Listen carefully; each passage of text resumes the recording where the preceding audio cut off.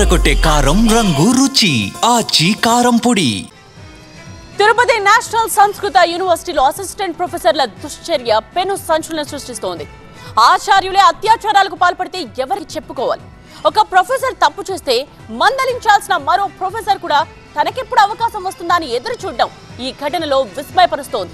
ప్రొఫెసర్లే ఈ తీరున వ్యవహరిస్తూ ఉంటే వీళ్లను నమ్మి క్లాస్లకు పంపడం ఎలా అని తల్లిదండ్రులు ఆందోళన చెందుతున్నారు. అసలు నేషనల్ సంస్కృత యూనివర్సిటీలో ఏం జరుగుతోంది?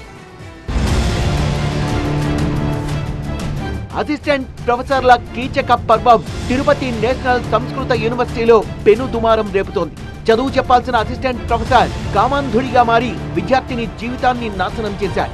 ఆ దృశ్యాల్ని వీడియో తీసిన మరో అసిస్టెంట్ ప్రొఫెసర్ ఆమెను బ్లాక్మెయిల్ చేయడంతో ఈ దుర్మార్గం వెలుగు చూసింది. తిరుపతి నేషనల్ సంస్కృత యూనివర్సిటీలో ఒడిశాకు చెందిన ఓ యువతి బీఈడీ మొదటి సంవత్సరం చదువుతోంది.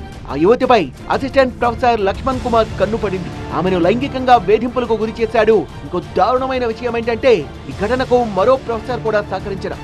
ఆ విద్యార్థినితో లక్ష్మణ్ కుమార్ ఏకాంతంగా ఉన్న సమయంలో ఆ దృశ్యాలను మరో assistant professor Shekhar Reddy record చేశాడు. తన సెల్ ఫోన్ లో రికార్డ్ చేసిన ఆ వీడియోను విద్యార్థినికి చూపించి బ్లాక్మెయిల్ చేశాడు. తనతో కూడా అలాగే ఉండాలని ఒత్తిడి చేశాడు. రోజు రోజుకు ఇద్దరి లైంగిక వేధింపులు మరీ ఎక్కువైపోయాయి. ఆ వేధింపులు తాళలేక బాధిత విద్యార్థిని యూనివర్సిటీ వైస్ ఛాన్సలర్ జిఎస్ఆర్ కృష్ణమూర్తికి ఫిర్యాదు చేసింది. దీనిపై యూనివర్సిటీ అంతర్గత ఫిర్యాదుల కమిటీ విచారణ చేసి విద్యార్థినిపై లైంగిక దాడి జరిగినట్లు నిర్ధారించింది. అమ్మాయిని లైంగిక వేధించినారని చెప్పి రిజిస్టర్ గారు కంప్లైంట్ ఇచ్చారు.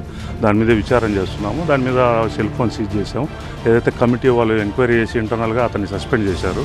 ఆ కమిటీ వాళ్ళను కూడా విచారించి దాని ఏం జరిగిందనేది జరుగుతూ ఉంది.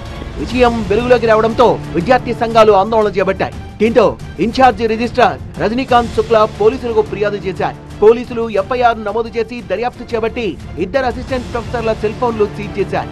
తనపై జరిగిన ఘాతుకం, వేధింపులు, బ్లాక్మెయిల్ కారణంగా తీవ్ర మనస్తాపానికి గురైన బాధిత విద్యార్థిని ప్రస్తుతం తన స్వస్థలమైన ఒడిశాకు వెళ్లిపోయింది. మరోవైపు నిందితుల్ని కాపాడే ప్రయత్నం జరుగుతోందని విద్యార్థి సంఘాలు ఆరోపిస్తున్నాయి. నిందితులపై కఠిన చర్యలు తీసుకోకపోతే యూనివర్సిటీని ముట్టడిస్తామని విద్యార్థి సంఘాలు హెచ్చరించడంతో క్యాంపస్ లో ఎప్పుడేం జరుగుతుందో అన్న ఆందోళన కనిపిస్తోంది.